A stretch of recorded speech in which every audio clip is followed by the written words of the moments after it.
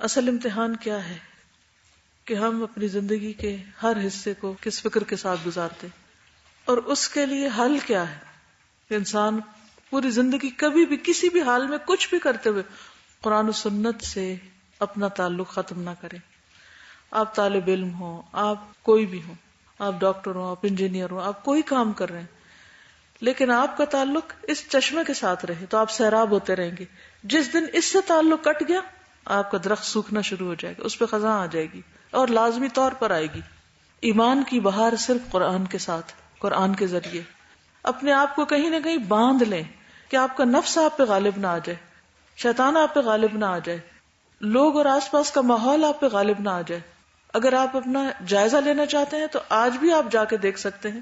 آپ میں سے جو لوگ کورس مکمل کر چکے ہیں وہ جا کے دیکھ سکتے ہیں اپنے ان ساتھیوں کو جن کا قرآن کے ساتھ کوئی تعلق نہیں، کہ ان کا رنگ کس طرح اترتا چلا جا رہا ہے، اس سے بہت اللہ کس طرح ماند پڑتا چلا جا رہا ہے اور دوسرا رنگ کس طرح چڑھتا چلا جا رہا ہے.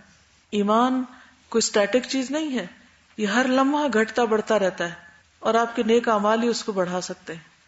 اب ظاہر ہم نے دنیا میں بھی رہنا ہے، دنیا کے بھی کام کاج ہیں، گھر ہے، بچے ہیں، گھر کے کام کاج ہیں اور کاروبار ہے، لوگوں کی ذمہ داریاں ہیں. ہم ہر وقت اس مجلس میں نہیں بیٹھ سکتے اور کام ہمیں کرنا ہی پڑتے ہیں، لیکن ایسے جینے سے پرہیز کریں کہ ہم دنیا میں ایسے کھوئیں کہ ہمارے پاس وقت ہی نہ بچے کہ ہم قرآن کی مجلس میں آ سکیں. تو اپنے آپ کو خود باندھیے کہ کس طریقے سے میں مجبور ہو جاؤں، کیونکہ اپنے اوپر بھی بعض اوقات ایسے سختی کرنی پڑتی ہے جیسے ہم اپنے بچوں پہ کرتے یا اپنے کسی شاگرد پہ کرتے کہ نہیں یہ تو کرنا ہی کرنا ہے، کیونکہ انسان کے نفس کی چالیں بڑی شدید ہیں، پتہ بھی نہیں چلتا اور انسان پھسل چکا ہوتا ہے، بہک چکا ہوتا ہے. تو اپنے آپ کو پکڑ کر رکھنے کے لیے کوئی نہ کوئی ایسا سلسلہ جاری رکھے کہ جہاں سے آپ آگے پیچھے نہ ہو، کہ آپ ہلنے لگے تو آپ کو دوسرے لوگ پکڑ لیں. اس لیے اجتماعی طور پر قرآن کے ساتھ جڑنا بھی بہت ضروری ہے. انڈیویجولی آپ جتنی مرضی عبادت کریں، لیکن جب تک آپ کوئی علم کا حلقہ، ذکر کی مجلس، کوئی بھی ایسی چیز نہیں جاری رکھتے مستقل بنیادوں پر، تو آپ کسی قلعے سے نہیں بنتے. تو اس رستے پر استقامت اختیار کرنا انتہائی مشکل ہے، کیونکہ باہر کی دنیا کی آندھیاں اتنی تیز ہیں کہ مضبوط سے مضبوط درخت بھی اکھڑ جاتے ہیں. مت بھولیے اور مت دھوکے میں رہیے کہ آج قرآن پڑھ کے ہمارا بڑا ایمان مضبوط ہے تو ہم اسی طرح مضبوط رہیں گے. نہیں، یہ قرآن کی وجہ سے ہے، اور اگر قرآن زندگی سے نکل گیا تو یہ مضبوطی سب ختم ہو جائے گی. پھر یہ ہے کہ موت کی تیاری کرنا. براء بن عازب سے مروی ہے کہ ایک مرتبہ ہم لوگ رسول اللہ صلی اللہ علیہ وسلم کے ساتھ جا رہے تھے کہ آپ کی نظر کچھ لوگوں پر پڑ گئی. آپ نے پوچھا یہ لوگ کیوں جمع ہیں؟ بتایا گیا قبر کھود رہے ہیں. آپ تیزی سے آگے بڑھے اور اپنے ساتھیوں سے آگے نکل گئے، یہاں تک کہ قبر کے قریب پہنچ گئے اور اس پر جھک گئے. میں بھی یہ دیکھنے کے لیے کہ نبی صلی اللہ علیہ وسلم کیا کرتے ہیں تیزی سے آگے نکل گیا. وہاں نبی صلی اللہ علیہ وسلم رو رہے تھے، یہاں تک کہ آپ کے آنسوں سے مٹی گیلی ہو گئی. پھر ہماری طرف متوجہ ہو کر فرمایا، بھائیو اس دن کے لیے تیاری کر لو. یعنی آج تو کوئی اور اس میں آ رہا ہے نا، کل اسی جگہ تم نے آنا ہے، اس کے لیے پریپیئر کرو. ہم ہر چیز کی تیاریاں کرتے رہتے، شادیوں کی تیاریوں مہینے گزار دیتے، اور بھی بہت ساری چیزوں کی. کہیں سفر کرنا ہو تو گھنٹوں لگا دیتے ہیں تیاری کرنے میں. لیکن ان سب چیزوں سے قریب تر موت ہے. ہر روز اپنا حساب کریں کہ اس کی تیاری کے لیے کیا کر رہے ہیں، اور اس کی تیاری کے لیے وَاعْبُدْ رَبَّكَ حَتَّى يَأْتِيَكَ الْيَقِينُ، اپنے رب کی عبادت کرتے رہو یہاں تک کہ موت آ جائے. کبھی بھی اس راستے سے ہٹنا نہیں. پھر یہ کہ اپنے وقت کی قدر کرے انسان، یہ بھی موت کی تیاری میں سے ہے. نبی صلی اللہ علیہ وسلم نے فرمایا اللہ تعالیٰ نے اس آدمی کے عذر کے سلسلے میں بہانے سب ختم کر دی، حجت تمام کر دی، جس کی موت کو مؤخر کیا گیا یہاں تک کہ 60 سال کی عمر کو پہنچ گیا. یعنی جو شخص 60 سال کا ہو جاتا ہے اس کے پاس کوئی عذر بہانہ نہیں کہ میں تیاری نہیں کر سکا. لیکن بچپن تو بچپن غفلت کا ہوتا ہے، پھر جوانی ہوتی ہے، اس میں اگلی زندگی کی تیاری کرنی ہوتی. اگلی زندگی سے مراد یعنی جو عملی زندگی ہوتی، تو اس میں بھی انسان انہیں لڑکتا رہتا ہے. اگر اس میں موت آ جاتی ہے تو انسان ابھی وہ پختہ ہوا ہی نہیں، میچور ہوا ہی نہیں، ابھی تک وہ تیار نہیں ہو سکا. پھر اس کے بعد عملی زندگی شروع ہو جاتی ہے، پھر بھی انسان کی شادی، بچے، گھر، کئی مصروفیات، بہت کچھ چل رہا ہوتا ہے. لیکن پھر ایک وقت آتا ہے آفٹر 50 کے جب آپ ان بہت ساری مصروفیات سے باہر نکلنے لگتے ہیں، اور پھر آپ کو 60 سال تک زندگی مل جاتی ہے کہ جس میں آپ بہت کچھ کر سکتے ہیں. لیکن اگر کوئی شخص پھر بھی نہیں اللہ کی طرف آتا تو اس کے پاس اللہ کو منہ دکھانے کے لیے کوئی عذر بہانہ نہیں. یہ انف ٹائم ہے اس کے پاس، لیکن اس نے اپنا اس وقت کو صحیح طور پر استعمال ہی نہیں کیا. پھر اسی طرح یہ ہے کہ کسی دن بھی موت سے غافل نہیں ہونا. یہ نہیں کہ ہم نے تیاری کر لی اور تیاری کر کے رکھ لی ہے. دنیا کے کسی سفر کے لیے تو آپ یہ کر سکتے ہیں کہ اپنے کپڑے طے کر کے رکھ لیں, اپنی چیزیں ایک ہی دفعہ بنا کے کہ جب سفروں میں اٹھا کے لے جاؤں یہ بیگ. لیکن آخرت کے لیے ایسا کچھ بھی نہیں ہے کہ آپ ایک جگہ کچھ جمع کر کے رکھیں. جو عمل بھی آپ نے کیے ان کی بھی مسلسل حفاظت کرنی پڑتی. ہو سکتا ہے کوئی ایک چیز وہ سب کچھ برباد کر کے رکھ دے. ابن عمر کہتے ہیں کہ اگر صبح ہو جائے تو شام کا بھروسہ نہ کرو, شام ہو جائے تو صبح کا انتظار نہ کرو. بیماری آنے سے پہلے صحت اور موت آنے سے پہلے زندگی سے فائدہ حاصل کر لو, کیونکہ اے عبداللہ تمہیں نہیں پتا کل تمہارا نام کہاں لکھا ہوگا, یعنی مردوں میں یا زندوں میں. موت کی تیاری میں اچھے عمل کرنا, کیونکہ یہی کام آنا ہے. رسول اللہ صلی اللہ علیہ وسلم نے فرمایا, مومن اور موت کی مثال اس شخص کی طرح ہے جس کے 3 دوست ہوں. ان میں سے پہلا دوست کہے اپنی چاہت کے مطابق لے لو, دوسرا کہے میں تمہارے ساتھ ہوں لیکن جب تم مر جاؤ گے تو میں تمہیں اتار دوں گا, تیسرا کہے میں تمہارے ساتھ ہوں اور ساتھ ہی نکلوں گا. پہلا دوست مال ہے, انسان کی چاہت کتنی ہوتی, کبھی ختم نہ ہونے والی. دوسرا آل اولاد ہے, وہ کیا کرتی, مرنے کے بعد چھوڑ آتی. اور تیسرا عمل ہے, وہ ساتھ جاتا ہے. 3 دوست ہیں, 2 پیچھے رہ جائیں گے, ایک ساتھ جائے گا. ہم سب سے زیادہ ایفرٹ کس پہ لگاتے ہیں, مال کلیکٹ کرنے میں. وہ سب سے پہلے بے وفا ہوگا اور پھر بچوں کے پیچھے بھاگتے رہتے ہیں. اور کیا بھولے رہتے ہیں, عمل. کس طرح, اپنی نمازوں کا حال دیکھ لیں, اپنے فرائض کی ادائیگی کو دیکھ لیں. وہ کس وجہ سے متاثر ہوتے ہیں, یا جاب کی ٹینشن ہے یا پھر بچوں کی ہے. دن کا ایک بڑا حصہ ان 2 چیزوں میں گزر جاتا ہے, باقی پھر ٹوٹی پوٹی نمازوں کے لیے تھوڑا بہت وقت بچ جاتا ہے. آخرت کی تیاری کیا ہو رہی ہے, کیونکہ بچوں کو تو ہم دنیا میں کامیابی کے لیے تیار کر رہے ہیں, اور اسی طرح مال بھی دنیاوی عیش و عشرت کے لیے موسٹلی جمع کیا جاتا ہے. اللہ کی راہ میں صدقہ کرنے یا اپنی آخرت بنانے یا نیک کام کرنے, یا ٹھیک ہے اپنی کوئی جائز ضروریات پوری کرنے کے لیے, اس حد تک تو نہیں ہوتے نا. ہم اپنی خریداری, اپنی چیزوں کا جائزہ لے کے دیکھ سکتے ہیں کہ ہم مال کو کہاں لگاتے ہیں, یا پرائرٹی کیا ہے, آخرت کے کتنے پروجیکٹس میں لگایا اور دنیا کے کتنے میں لگایا ہوا. سمرہ بن سہم سے روایت ہے کہ میں ابو ہاشم بن عتبہ کی خدمت میں حاضر ہوا جب وہ نیزے سے زخمی ہو گئے. حضرت معاویہ ان کی عیادت کو تشریف لائے تو ابو ہاشم رو پڑے. معاویہ نے فرمایا, مامو جان آپ کیوں روتے ہیں, کیا درد زیادہ پریشان کر رہا ہے یا دنیا کے چھوٹنے پہ غمگین ہے؟ اور زندگی کا عمدہ حصہ تو گزر گیا, اب تو نکما باقی اور اس میں بہت تکلیفیں ہوتی ہیں, بڑھاپا ہے. ابو ہاشم کہنے لگے, ان میں سے کسی بات پر نہیں, لیکن رسول اللہ صلی اللہ علیہ وسلم نے مجھ سے ایک وعدہ لیا تھا, کاش میں اس کے مطابق چلا ہوتا. آپ نے فرمایا تھا شاید تم کو بہت اموال ملے جو لوگوں میں تقسیم کیے جا رہے ہوں, ان کا لالچ نہ کرنا. تمہارے لیے تو اس میں سے ایک خادم اور ایک سواری کا جانور اللہ کی راہ میں جہاد کرنے کے لیے کافی ہے. کہتے ہیں مجھے مال ملا اور میں نے جمع کر لیا, اس پہ پریشان ہوں کہ دنیا کے لیے جمع کرتا رہا. یعنی سواری بھی ہے تو کس کام کے لیے, نیت کیا ہونی چاہیے؟ زیادہ سے زیادہ ٹھیک ہے ذاتی ضروریات بھی پوری کرنی ہوتی, لیکن صرف عیش و عشرت کے لیے نہیں بلکہ اللہ کے کام میں استعمال کرنے. خادم بھی تو کس مقصد کے لیے, اسی مقصد کے لیے. یعنی مومن دنیا میں رہتے ہوئے دنیا کی ضروریات پوری کرتے ہوئے بھی جیتا آخرت میں, کہ یہ سب کچھ میرے پاس اس لیے ہے تاکہ میں اور زیادہ اللہ کا فرما بردار بن جاؤں, اس لیے نہیں کہ یہ سب کچھ مجھے اللہ سے ہی غافل کر دے اور بھلا دے اور میں لوگوں کے مقابلے پہ آ جاؤں. یہ نیت نہیں ہونی چاہیے. رسول اللہ صلی اللہ علیہ وسلم نے فرمایا, اگر میرے پاس احد پہاڑ کے برابر بھی سونا ہوتا تو میں کیا کرتا, مجھے پسند نہ ہوتا کہ میں 3 راتیں اس طرح گزاروں کہ ان میں سے کچھ بھی میرے پاس ہو سوائے اس کے جو میں ادائے قرض کے لیے رکھ لوں. یعنی قرض ادا کرنے کے لیے رکھتا اور باقی دے دیتا. کیوں دے دیتے؟ دیکھیے سب سے زیادہ ضرورت کہاں ہے ہمیں, بتائیے. دنیا کی زندگی کتنی ہے, 60 سال مثلاً. 60 سال میں کتنا کھا لیں گے, کتنا پہن لیں گے, کتنا کچھ کیا استعمال کر لیں گے. جتنی بھی ساری چیزیں ہیں نا, مثلاً آپ روزانہ جو کچھ استعمال کرتے ہیں اس کو ایک اندازے کے مطابق آئندہ 5 سال 10 سال کی کیلکولیشن کر کے رکھ لیں, اور پھر یہ دیکھیں کہ میرے پاس جو مال ہے اس میں سے یہ سب کچھ خریدنے کے بعد کیا بچتا ہے, وہ میں کس کے لیے جمع کر رہا ہوں. ٹھیک ہے بچوں کے لیے بھی کچھ چھوڑنا چاہیے کیونکہ حدیث میں آتا ہے کہ وہ ہاتھ نہ پھیلائیں کسی کے آگے, ان کی ضروریات پوری, لیکن ضرورت نہ کہ عیش و عشرت. ان دونوں میں بہت فرق ہے, ضرورت اور عیش و عشرت میں فرق ہے. اب 60 سال کے بعد آپ آگے چلے, اب کتنی لمبی زندگی اور اس کے لیے کتنا ضرورت ہے وہاں کے لیے. تھوڑا بہت بھی کام چل جائے گا, زیادہ ضرورت ہے وہاں کے لیے. آپ یوں سمجھے نا کہ سارا کچھ آپ پیک کر کے بھیج رہے ہیں آگے, اور جب آپ اس پل کے پار جائیں گے تو پھر وہاں جا کے آپ وہ اپنے جسے آپ اگر ایئرپورٹ پہ جائیں نا تو آپ بیلٹ پہ سامان رکھتے ہیں، پھر اس کے بعد جب اترتے ہیں تو آپ وصول کرتے ہیں، تو وہ جب آپ کو سامان ملتا ہے تو کتنے خوش ہوتے ہیں، شکر میری ضرورت کی چیزیں میرے ساتھ ہیں. اگر آپ کا بیگ ہی نہ آئے تو کیا ہوتا ہے؟ کبھی ہوا آپ کے ساتھ؟ کئی دفعہ ایسے ہوتا ہے تو بیگ گم، اب کیا کریں؟ فوراً خیال آتا ہے کپڑوں کا کیا ہوگا، جوتی کیا ہوگا، فلاں فلاں فلاں چیز کا کیا بنے گا. اچھا پھر آپ کہتے ہیں اچھا چلو کوئی نہیں، پیسے تو ہیں میرے پاس، جا خرید لیتا ہوں بازار سے. وہاں کون سا بازار ہے جہاں سے خریدیں گے؟ صرف وہ ملے گا جو یہاں سے بھیجا آپ نے، وہاں کچھ نہیں کما سکتے. اور سفر بہت لمبا ہے، بہت ہی لمبا، ہمیشہ کے لیے ہے وہ جگہ. تو اس لیے وہاں کے لیے بھی جمع کریں.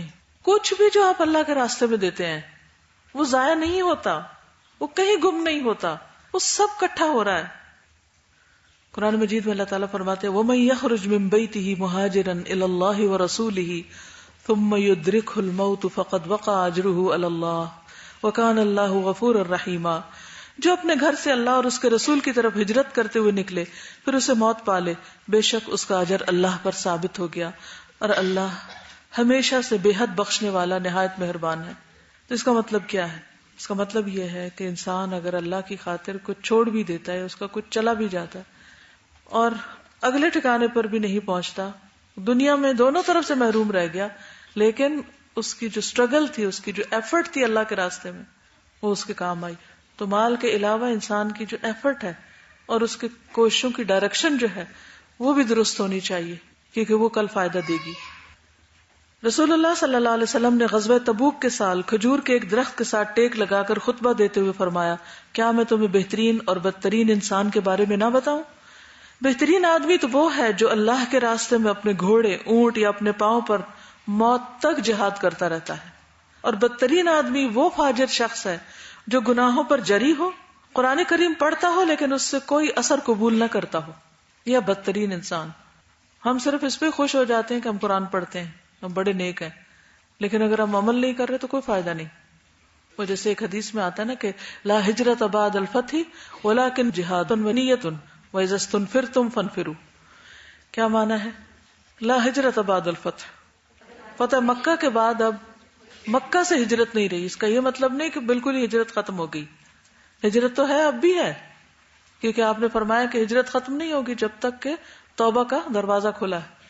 یعنی کہ ہجرت تو اب بھی ہوتی ہے، لیکن جو چیز، یعنی اگر کسی کو ہجرت کا موقع نہیں ملا تو کیا کرے؟ ولیکن جہاد و نیت، نیت اور جہاد تو باقی ہے. کسی بھی وقت تم کسی نیک کام کی نیت کر سکتے ہو کہ میں آج کے بعد یہ کروں. اور خاص طور پر وہ جہاد، اللہ کے راستے میں جہاد، اس کی نوعیتیں فرق ہو سکتی ہیں ہر انسان کی حیثیت کے مطابق، عورت ہونے کے حساب سے ہماری فرق ہو سکتی، لیکن ولیکن جہاد و نیت، اٹموسٹ اسٹرگل، کہ ساری زندگی اسٹرگل کرے انسان. اللہ نے ہمیں اس لیے نہیں پیدا کیا کہ ہم دنیا میں آرام سے لیٹ کے مر جائیں، اس لیے پیدا کیا کہ ہم آرام کرتے رہے اور موت آئے تو مر جائیں، اور پہلے زمین کے اوپر سو رہے ہیں پھر اندر جا کے سو جائیں. یہ زندگی کا مقصد؟ یہ تو نہیں ہے. زندگی میں تو ہر روز ایک نیا چیلنج ہے، ہر روز ایک نیا ہرڈل ہے. ان ہرڈلز کو پار کرتے کرتے کرتے اللہ کے حضور اس حال میں حاضر ہوں کہ اللہ ہم سے راضی. یہ اصل کامیابی. تو اس کا کیا ہے؟ وَإِذَا اسْتُنْفِرْتُمْ فَانْفِرُوا. جب تمہیں جہاد کے لیے نکلنے کے لیے بلایا جائے تو نکل پڑو، جب کام کے لیے بلایا جائے تو پھر آ جاؤ. وہ کون نکلے گا؟ کون نکلے گا؟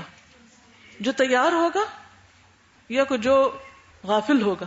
جو تیار ہوگا وہی نکلے گا کہ نہیں مجھے تو ہر لمحہ تیار رہنا ہے، بہانے بازی نہیں.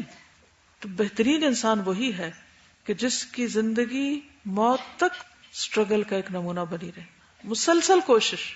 یہ مت سوچیں کہ ایک سال کے لیے ہم پڑھ رہے ہیں اور پھر ختم ہو جائے گا تو چلو پھر ہم آرام کریں گے. نہیں، یہ تو اللہ تعالیٰ نے ایک رستہ دکھایا، اس پر تو موت تک قائم رہنا ہے اور کچھ نہ کچھ کرتے رہنا. صرف ضروریات زندگی پوری کرنے میں موت نہ آ جائے. ضروریات زندگی کیا؟ کھانا پینا، بچے، یہ وغیرہ وغیرہ، صرف اس میں نہ موت آ جائے. اللہ کے راستے میں جد و جہد بھی ضروری ہے، اور وہ بھی اس لیے تاکہ ہم استقامت کے ساتھ دین پر قائم رہیں، اللہ کی اطاعت پر قائم رہیں. نبی صلی اللہ علیہ وسلم نے فرمایا کہ جب کوئی شخص اپنے گھر سے نکلتا ہے تو اس کے دروازے پہ 2 جھنڈے ہوتے ہیں، ایک جھنڈا فرشتے کے ہاتھ میں، دوسرا شیطان کے ہاتھ میں. اگر وہ اللہ کی رضا والے کام کے لیے نکلتا ہے تو فرشتہ اپنا جھنڈا لے کر اس کے پیچھے روانہ ہو جاتا ہے، اور گھر لوٹنے تک وہ اس کے سائے تلے ہوتا ہے. اگر وہ اللہ کی ناراضگی کے کام کے لیے نکلتا ہے تو شیطان اپنا جھنڈا لے کے پیچھے نکل پڑتا ہے، اور وہ جہاں جاتا ہے شیطان کے جھنڈے کے نیچے ہوتا ہے، تاکہ وہ جب واپس آتا ہے تو شیطان کے جھنڈے کے نیچے ہی ہوتا ہے۔ پھر اسی طرح دنیا کی محبت سے بچنا، ہمیشہ انسان اپنا جائزہ لیتا رہے کہ کوئی بھی چیز اس کے دل میں ایسی گھر نہ کرے کہ وہ اللہ سے غافل ہو۔ کوئی بھی چیز، نہ کسی کی یاد، نہ کسی چیز کی چاہت، نہ کسی کی خواہش، اللہ سے غافل کرنے والی نہ ہو، کوئی بھی ہو۔ اللہ سبحانہ وتعالیٰ فرماتے ہیں اذ قضی الامر وهم فی غفلۃ، تو غفلت سے مراد کیا ہے؟ دنیا میں مگن ہونا، یعنی جب ان کا فیصلہ کر دیا جائے گا یا فیصلے کا وقت آ جائے گا تو وہ غفلت میں پڑے ہوئے ہوں، یعنی دنیا میں کھوئے ہوئے۔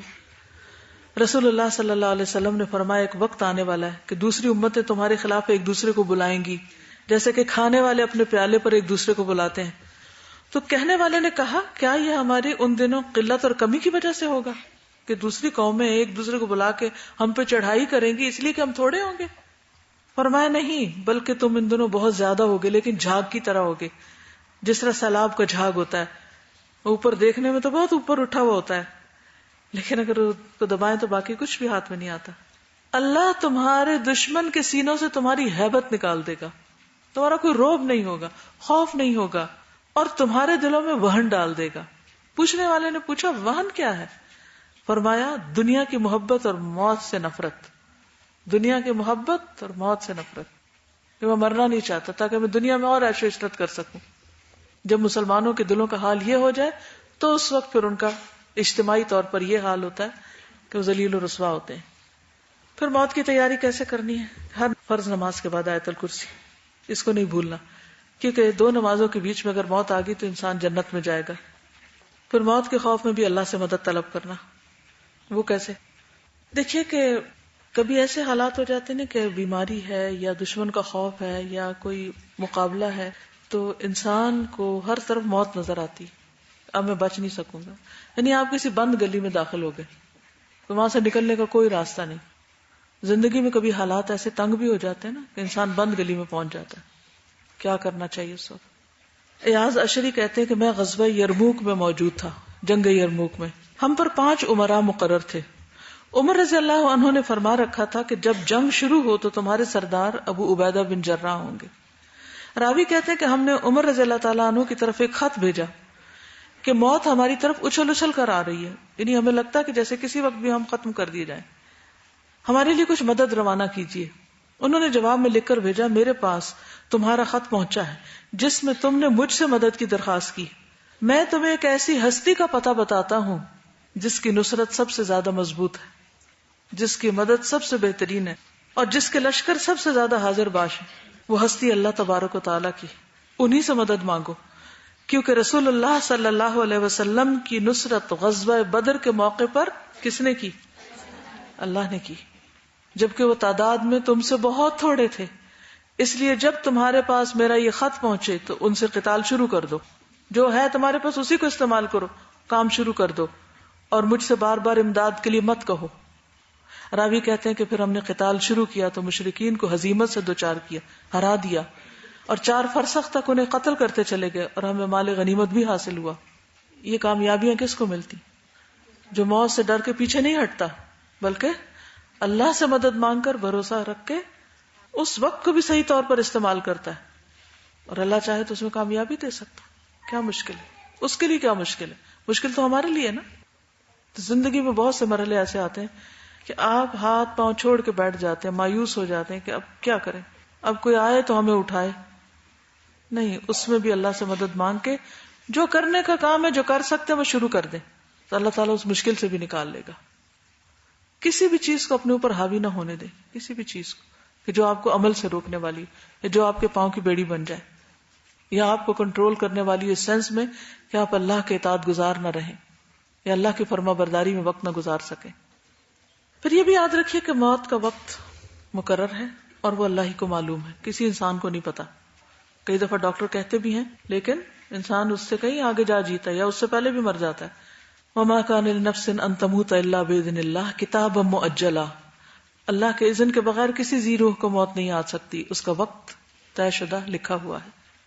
فَإِذَا جَاءَ أَجَلُهُمْ لَا يَسْتَأْخِرُونَ سَاعَةً وَلَا يَسْتَقْدِمُونَ، پھر جب اس کا وقت آ جائے گا یعنی موت کا، تو نہ ایک گھڑی پیچھے رہیں گے نہ ہی آگے بڑھ سکتے ہیں.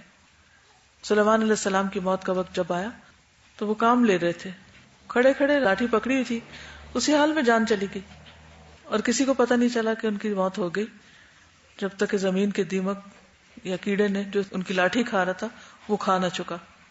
اور یہ بھی آپ کو معلوم ہے کہ جب بچہ ماں کے پیٹ میں ہوتا ہے تو فرشتہ آتا ہے اور وہ انسان کی موت کا وقت لکھتا ہے. یہ بھی یاد رکھیے کہ اس میں کمی بیشی کوئی نہیں کر سکتا.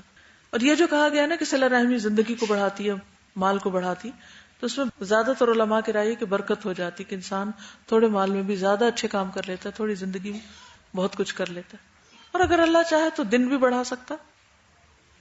پھر یہ بھی یاد رکھیے کہ موت کا جو وقت ہے وہ چونکہ آنا ہی آنا ہے، تو اس کو اگر آپ اپنے حساب سے گیس کر کے رکھ لیا کریں. مثلا جو چیز مجھے اپنے لیے بہت فائدہ مند ہوتی کہ میں ایک خیالی ڈیٹ ایک اندازے سے رکھ لیتی ہوں کہ مثلا یہ ہے، اچھا اب کیا کرنا ہے، کتنا کام کرنا ہے، کیا کیا کرنا ہے. آپ اس ایکسپیرینس کو کر کے تو دیکھیے. موت کا وقت اللہ کو معلوم ہے، لیکن تیاری کے لیے جیسے انسان اپنی ڈیڈ لائنز رکھتا ہے نا، تو کوئی ڈیڈ لائن اپنے لیے بھی رکھ لیں. اللہ اس سے بہت زیادہ زندگی دے آپ کو، لیکن کہیں تو رک جانی ہے نا گاڑی، تو وہ رکھ کے آپ دیکھیں، اور پھر اگر زیادہ مل جائے تو اسے بونس سمجھے، اللہ کی نعمت سمجھے. پھر اس زندگی کی قدر بھی آئے گی کہ اللہ نے اور دے دی، اور مہلت مل گئی، میں کچھ اور کر لوں شکرانے کے طور پر. سمجھ آئی میں کیا کہہ رہی؟ ایک فرضی تاریخ وفات لکھے اپنی، یعنی نہ یہ فرض ہے نہ سنت ہے، نہیں کوئی ایسا کام نہیں، یہ صرف ایک ایکٹیویٹی ہے یا ایک اپنے آپ کو جگانے کی ایک کوشش ہے جو مجھے فائدہ دیتی ہے. ایسا 2-3 جو الحمدللہ اچھی چیزیں اور بڑے بڑے جو پروجیکٹس ہوئے ہیں، تو وہ اسی آپ کی جو ٹپ تھی نا، اس سے میں نے یہ سوچا کہ شاید یہ ابھی 2 مہینے کے بعد یا 1 مہینے کے بعد، شاید ہفتے کے بعد میں نہیں ہوں گی یہاں پہ. اچھا وہ بڑا حاوی بھی ہو جاتا ہے، تو میں جلدی جلدی جیسے ہم کام ختم کر کے یہ والا کام میں نے یعنی وہ ڈیڈ لائن کو واقعی یہ کہ مکمل شاید کرنا. کل جیسے غسل کرنا تھا، تو میں یہی سوچی تھی کہ ہو سکتا ہے کہ میں مر ہی جاؤں. تو وہ غسل کی جو تھی نا کہ پتہ نہیں کوئی اور غسل صحیح دے گا یا نہیں، تو وہ اس کی کوالٹی بھی بڑی امپروو ہو جاتی ہے. پھر آپ زیادہ اس سے کہ میں جانے سے پہلے جو ہے وہ صحیح سے تیاری تو کر لوں نا، اس سے بہت فرق پڑ جاتا ہے. جی السلام علیکم استاد. جیسے جب ہم کراچی میں ہوتے تھے تو ہم ٹریننگز وغیرہ دیتے تھے، تو ایک دفعہ ٹریننگ کے لیے جا رہے تھے لیکن ٹیم ممبرز اتنے زیادہ نہیں تھے، تو ہماری انچارج نے مجھے کہا کہ عائشہ آپ ڈیمو بن جائیں گی، تو میں نے حامی بھر دی. میں نے کہا ہاں ٹھیک ہے میں بن جاؤں گی. لیکن استاد اس دن تھرسڈے کا دن تھا اور سیٹرڈے والے دن ہمارا ڈیمو تھا، اور یقین کریں میں سارا دن اور نماز تک میں بھی میں کہہ رہی تھی میں نے ڈیمو بننا ہے، میں نے ڈیمو بننا ہے، اور ایسا لگ رہا تھا جیسے میں نے جانا ہے، جیسے میری موت کا وقت قریب آ رہا ہے. اور یقین کریں وہ میرے نفس پہ اتنا حاوی ہوا تھا کہ ہر کام کو کرتے ہوئے میں سوچتی تھی میں نے ڈیمو بننا ہے، پتہ نہیں شاید میں چلی نہ جاؤں اس دنیا سے. اور یقین کریں اتنا وہ افیکٹو تھا میرے لیے.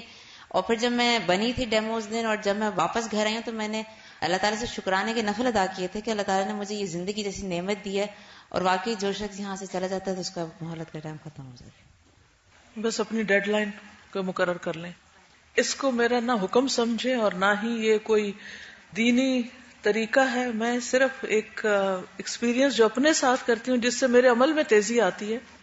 کیونکہ انسان کی عادت ہوتی ہے کسی بھی چیز کو سالڈ یا کسی خاص شکل میں دیکھنا چاہتا ہے، تو وہ کوئی غیب کی خبر نہیں ہے ہمیں، نہ ہی کوئی غیب کو ہم پتہ دے رہے ہیں. اگر آپ اس سے کوئی بھی غلط مطلب لے رہے ہیں تو اس کو چھوڑ دیجئے، مت کیجیے گا، کیونکہ ایسا نہ ہو کہ کوئی غلط ریت آپ کے لیے میں یا کوئی غلط طریقہ آپ کے لیے ڈال دوں. لیکن مثلاً اگر میں یوں سوچوں نا کہ آج سے 5 سال بعد یا 1 سال بعد یا 2 سال بعد میں یہاں نہیں ہوں گی، تو پھر میں سوچتی اچھا کیا کیا کرنا ہے، جلدی جلدی کروں، عمل تیز ہو جاتا ہے. اصل بات یہ ہے کہ جو حقیقی ڈیڈ لائن ہے، ایک تو فرضی ہے نا، جو حقیقی ڈیڈ لائن ہے وہ آگے نہیں جائے گی. عبداللہ سے روایت ہے کہ نبی صلی اللہ علیہ وسلم کی بیوی ام حبیبہ نے کہا اے اللہ مجھے میرے خاوند رسول اللہ صلی اللہ علیہ وسلم، والد ابو سفیان، بھائی معاویہ سے فائدہ دینا، یعنی اس سے بھی فائدہ پہنچے، اس سے بھی پہنچے، اس سے بھی. انسان فائدوں کا حریص ہوتا ہے. نبی صلی اللہ علیہ وسلم نے فرمایا تم نے اللہ سے سوال کیا ایسی اجلوں کے لمبا کرنے کا جو مقرر کی جا چکی ہیں، یعنی ان سب سے تمہیں فائدہ تبھی پہنچے گا نا جب تمہاری زندگی لمبی ہوگی. مثلا اگر ہم یہ ایسے ہی دعا کریں اللہ مجھے اپنے شوہر سے فائدہ دینا، بیٹے سے بھی دینا اور اس کے بچوں سے بھی دینا اور فلاں سے بھی دینا، فلاں سے بھی دینا، تو مطلب کیا ہے کہ وہ سب زندہ رہیں گے تو فائدہ پہنچائیں گے. فرمایا دن گنے جا چکے ہیں. اور ایسے رزق کو بڑھانے کا جس کی تقسیم کی جا چکی. ان میں سے کسی چیز کو وقت مقرر سے مقدم اور مؤخر نہیں کیا جا سکتا. اور اگر تم اللہ سے سوال کرتی کہ وہ تمہیں جہنم کے عذاب یا قبر کے عذاب سے پناہ دے تو وہ بہتر اور افضل ہوتا. رسول اللہ صلی اللہ علیہ وسلم نے فرمایا سب سے پہلے بھول کر کسی بات سے انکار کرنے والے آدم علیہ السلام ہیں. کئی دفعہ ہم کہتے ہیں نہیں میں نے تو نہیں کیا, میں نے تو دیکھا ہی نہیں, مجھے تو یاد ہی نہیں, میرا نہیں خیال ہے میں نے کہا ہو. کہتے ہیں نا ہم کرتے ہیں, ہم سب کرتے ہیں. جب اللہ تعالیٰ نے آدم علیہ السلام کو تخلیق کیا تو ان کی پشت پر ہاتھ پھیر کر قیامت تک ہونے والی ان کی ساری اولاد کو باہر نکالا اور ان کی اولاد کو ان کے سامنے پیش کرنا شروع کیا کہ یہ سب آپ کی اولاد ہوگی. آدم علیہ السلام نے ان میں سے ایک آدمی کو دیکھا جس کا رنگ چمکتا ہوا تھا. انہوں نے پوچھا میرے رب یہ کون ہے؟ فرمایا یہ تمہارا بیٹا داؤد ہے. انہوں نے پوچھا اے رب اس کی عمر کتنی؟ فرمایا 60 سال. انہوں نے عرض کیا اے رب اس کی عمر میں اضافہ فرما. اللہ تعالیٰ نے فرمایا یہ نہیں ہو سکتا, البتہ یہ بات ممکن ہے کہ میں تمہاری عمر میں سے کچھ کم کر کے اس کی عمر میں اضافہ کر دوں. آدم علیہ السلام کی عمر 1000 سال تھی. اللہ تعالیٰ نے اس میں سے 40 سال لے کر داؤد علیہ السلام کی عمر میں 40 سال کا اضافہ کر دیا اور اس کی تحریر لکھ کر فرشتوں کو اس پر گواہ بنا لیا. جب آدم علیہ السلام کی وفات کا وقت آیا اور فرشتے ان کی روح قبض کرنے کے لیے آئے تو آدم علیہ السلام نے فرمایا کہ ابھی تو میری زندگی کے 40 سال باقی ہیں. ان سے عرض کیا گیا وہ آپ اپنے بیٹے داؤد کو دے چکے ہیں. کہنے لگے میں نے تو ایسا نہیں کیا. اس پر اللہ تعالیٰ نے وہ تحریر ان کے سامنے کر دی اور فرشتوں نے اس کی گواہی دی. تو اس میں ایک پہلو تو یہ نکلتا ہے کہ انسان بھول کر انکار کر دیتا ہے, اس لیے بعض اوقات وہ غلط بیانی جو ہم بھول کر جاتے ہیں اس پر بھی معافی مانگنی چاہیے ہمیں. تو ہمیں یہ دعا بہت پیاری سکھا دی گئی کہ ربنا لا تؤاخذنا ان نسینا او اخطانا. بعض اوقات ہم نے کسی کو کچھ دیا نہیں اور کہتے نہیں میں دے چکی ہوں تمہیں, مجھے پکا یاد ہے میں دے چکی ہوں, حالانکہ نہیں دیا ہوتا. اور دوسری چیز یہ ہے کہ موت کا وقت لکھا ہوا ہے, چاہے 1000 سال ہے پھر بھی موت آنی, چاہے 60 سال ہے پھر بھی موت آنی. اور اللہ سبحانہ وتعالیٰ کا اپنا فیصلہ ہے, جس کو جتنی چاہے زندگی عطا کرے. موت کے فرشتے کو موسیٰ علیہ السلام کے پاس بھیجا گیا. فرشتہ ان کے پاس پہنچا تو انہوں نے اس کی آنکھ پر ہاتھ مارا, انسانی شکل میں تھا نا اس لیے. فرشتہ اپنے رب کے پاس لوٹ گیا اور عرض کیا آپ نے ایک ایسے بندے کے پاس مجھے بھیجا جو موت نہیں چاہتا. اللہ تعالیٰ نے فرمایا ان کے پاس واپس جاؤ اور کہو کہ وہ کسی بیل کی پشت پر اپنا ہاتھ رکھے, اس کے نیچے جتنے بال آئیں گے ان میں سے ہر بال کے بدلے ان کی عمر میں 1 سال کا اضافہ کر دیا جائے گا. مثلا اگر 1000 بال آئے ہیں تو 1000 سال اور مل جائیں گے. موسیٰ علیہ السلام نے یہ پیغام سن کر عرض کیا اے میرے رب اس کے بعد کیا ہوگا؟ فرمایا پھر موت ہوگی. موسیٰ علیہ السلام نے عرض کیا کہ جب موت آنی ہے تب اسی وقت آ جائے. پھر انہوں نے اللہ تعالیٰ سے درخواست کی کہ انہیں ارض مقدسہ یروشلم سے قریب کر دیں, جتنی دور سے ڈھیلا پھینکا جا سکتا ہو. نبی صلی اللہ علیہ وسلم نے فرمایا اگر میں وہاں ہوتا تو کثیب احمر کے نچلے راستے کے کنارے تم ان کی قبر دکھاتا. اللہ سبحانہ تعالیٰ نے ان کو دکھائی تھی. پھر یہ کہ موت کی آرزو نہیں کرنی چاہیے. زندگی کا ہر لمحہ نعمت. بعض اوقات کچھ مریض قومی میں چلے جاتے ہیں یا وہ بہت تکلیف سے گزرتے ہیں تو ہم کہتے ہیں مر کیوں نہیں جاتے, یا پھر مرسی کلنگ کی بات ہوتی ہے. تو بات یہ ہے کہ مومن کی زندگی خواہ کتنی بھی تکلیف میں وہ اس کی موت سے بہتر ہے, کیونکہ وہ اس میں یا کوئی نیک عمل کر رہا ہوتا ہے یا تکلیف کی وجہ سے اس کے گناہ جڑ رہے ہوتے ہیں یا اس کے درجات بلند ہو رہے ہوتے ہیں. تو اس لیے جتنا بھی وقت انسان کو ملا ہے اس میں کوشش یہ کرنی چاہیے کہ انسان زیادہ سے زیادہ نیکیوں کے ساتھ اپنا دامن بھرتا چلا جائے. پھر یہ کہ موت سے پہلے توبہ کا موقع ہے. انسان جب تک اس کی جان ہنسلی کو نہیں پہنچ جاتی اس کی توبہ قبول ہوتی ہے, اس لیے کثرت سے استغفار کرتا رہے. پھر موت کی آرزو نہ کرے, کیونکہ قیامت کی ہولناکیاں جو ہے نا بہت شدید ہیں اور موت کے بعد واپسی کا کوئی راستہ نہیں. اس لیے اس وقت کو غنیمت سمجھے انسان. رسول اللہ صلی اللہ علیہ وسلم نے فرمایا کوئی شخص تم میں سے موت کی آرزو نہ کرے. اگر وہ نیک ہے تو ممکن ہے نیکی میں اور زیادہ ہو جائے, اگر برا ہے تو ممکن ہے توبہ کر لے. لیکن اگر کسی ایسی بات کی وجہ سے کہ انسان کو زندگی کی قطعاً خواہش نہ رہے تو بس یہ دعا کرے پھر بھی کہ اللہم احینی ما کانت الحیات خیر لی وتوفنی اذا کانت الوفات خیر لی. اللہ مجھے زندگی دے جب تک زندگی میرے لیے بہتر ہے, اور مجھے موت دے جب موت میرے لیے بہتر ہو. اسی طرح زندگی اور موت کے فتنے سے بھی پناہ مانگنی چاہیے. رسول اللہ صلی اللہ علیہ وسلم اس طرح دعا کیا کرتے تھے, اللہم انی اعوذ بک من عذاب القبر ومن عذاب النار ومن فتنة المحیا والممات ومن فتنة المسیح الدجال. پھر موت کی آسانی کی دعا کرنی چاہیے. رسول اللہ صلی اللہ علیہ وسلم یہ دعا کیا کرتے تھے، اللہم اصلح لی دینی الذی هو عصمت عمری واصلح لی دنیای التی فیہا معاشی واصلح لی آخرتی التی فیہا معادی واجعل الحیاۃ زیادۃ لی فی کل خیر واجعل الموت راحۃ لی من کل شر۔ اے اللہ میرے دین کو درست فرما جو میرے معاملات کا محافظ ہے، میری دنیا کو درست فرما جس میں میرا رزق ہے، میری آخرت کو درست فرما جس میں مجھے لوٹنا ہے، اور میری زندگی کو ہر بھلائی میں میرے لیے زیادتی کا باعث بنا دے، یعنی ہر لمحہ میں بھلائیوں میں آگے بڑھتی چلی جاؤں، اور میرے لیے موت کو ہر شر سے راحت کا ذریعہ بنا دے۔ پھر موت کے وقت شیطان کے غلبہ پانے سے بچنے کے لیے بھی دعا کرنی چاہیے، اور یہ دعا بھی شاید آپ نے یاد کی ہوگی۔ ابو الیسر سے روایت ہے کہ نبی صلی اللہ علیہ وسلم یوں دعا مانگا کرتے تھے، اللہم انی اعوذ بک من الہدم واعوذ بک من التردی واعوذ بک من الغرق والحرق والحرم واعوذ بک ان یتخبطنی الشیطان عند الموت واعوذ بک ان اموت فی سبیلک مدبرا واعوذ بک ان اموت لدیغا۔ اے اللہ میں تیری پناہ چاہتا ہوں کہ کوئی مکان یا دیوار مجھ پہ آ گرے، ہدم، یا کسی بلند مقام سے گر پڑوں، میں غرق ہونے سے یا جلنے سے یا بہت زیادہ بوڑھا ہونے سے تیری پناہ چاہتا ہوں۔ میں تیری پناہ چاہتا ہوں اس سے کہ شیطان مجھے موت کے وقت بدحواس کر دے، کہ وہ مجھ سے کوئی غلط بات کروا دے یا کوئی غلط سوچ سوچوا دے، یا اس بات سے کہ جہاد میں پیٹھ پھیرتے ہوئے یعنی بھاگ کر مروں، یعنی جہاد سے بھاگتے ہوئے مروں، منہ موڑ کے، فی سبیلی کا مدبرا، یا تیرے راستے سے پیٹ پھیر کے موت آئے مجھے، یہ نہ ہو۔ اور اس کیفیت سے کہ زہریلے جانور کے کاٹے سے مجھے موت آئے۔ یہ ساری تکلیفیں ہیں جن سے انسان ڈرتا ہے، بھاگتا ہے، تو دعا مانگ لینی چاہیے، اللہ کی پناہ طلب کرنی چاہیے۔ پھر یہ کہ بعض اوقات اللہ سبحانہ وتعالیٰ موت سے پہلے لوگوں کو کچھ ایسے اشارات سجھا دیتے ہیں کہ جس سے موت کے بارے میں ان کا دھیان زیادہ ہونے لگتا ہے، اور یہ بھی اللہ تعالیٰ کی ایک رحمت ہے۔ بعض اوقات کو ایسا خواب آ جاتا ہے، بعض اوقات کسی کو کوئی خواب آ جاتا ہے، بعض اوقات کو ایسی بیماری آ جاتی، بعض اوقات اللہ تعالیٰ دل میں کچھ اس طرح کی بات ڈال دیتا ہے، تو اس کو بھی برا نہیں جاننا چاہیے، بلکہ ایسی کیفیت اگر ہو تو زیادہ سے زیادہ اور اللہ کی طرف رجوع کرنا چاہیے۔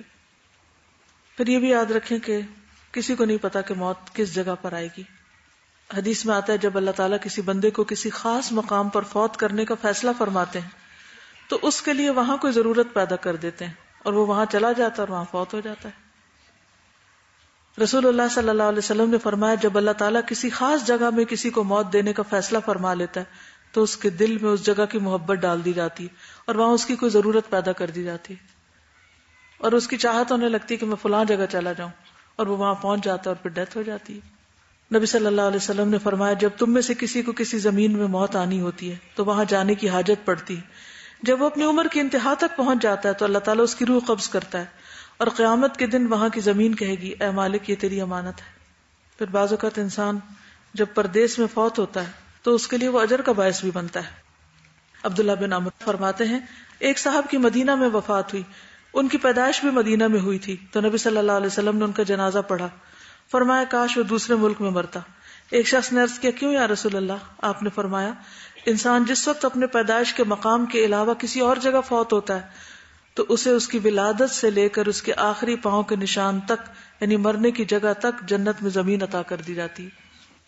نبی صلی اللہ علیہ وسلم کی مراد یہ نہیں تھی کہ اس کو کہیں اور موت آتی کہ مدینہ سے باہر فوت ہوتا، کیونکہ مدینہ میں فوت ہونا بذات خود ایک بہت بڑی خوش قسمتی کی بات ہے، لیکن اس سے ہجرت کی فضیلت پتہ چلتی ہے کہ انسان جب اللہ کی خاطر ایک جگہ چھوڑ کر دوسری جگہ جاتا ہے اور وہ اس کے نفس پر کتنا ہی بھاری ہو، لیکن وہ اگر وہاں اس کی موت آ جاتی ہے تو اس کو برا نہیں سمجھنا چاہیے۔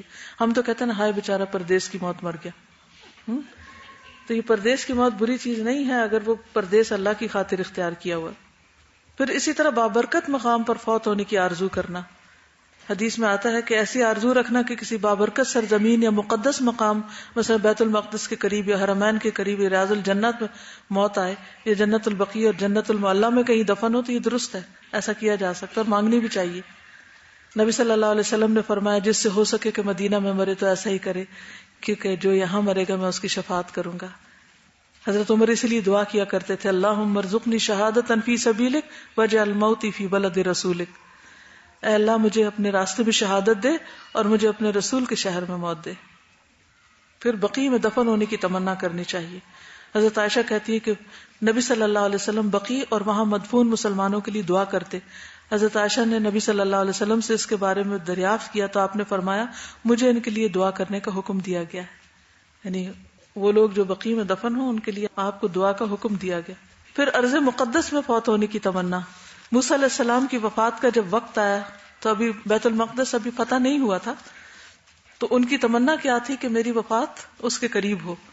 تو انہوں نے اللہ سے درخواست کی کہ ان کو ایک پتھر پھینکنے کی مقدار ارض مقدس سے قریب کر دے، یعنی میکسیمم جتنا میں قریب ہو کر فوت ہوں اتنا ہی اچھا ہے. تو اللہ تعالیٰ نے ان کی دعا سن لی اور نبی صلی اللہ علیہ وسلم نے فرمایا کہ میں وہ جگہ دکھا سکتا ہوں کہ آپ کو وحی کے ذریعے بتایا گیا تھا. تو بہرحال خلاصہ کیا ہے، کرنے کا کام کیا ہے، سارے لیسن سے سیکھا کیا ہے؟ موت کی یاد، موت کی تیاری، اور اپنی زندگی کی قدر، زندگی کے لیے شکر، اور زندگی میں پیٹی ایشوز، چھوٹی فضول حقیر بیکار باتوں اور لوگوں کے فضول غم کھانے کی بجائے مقصد پہ فوکس، مسلسل کوشش اور اللہ کو راضی کرنے کی فکر. سبحانک اللہم و بحمدک اشہد ان لا الہ الا انت استغفرک و اتوب الیک. السلام علیکم و رحمۃ اللہ وبرکاتہ.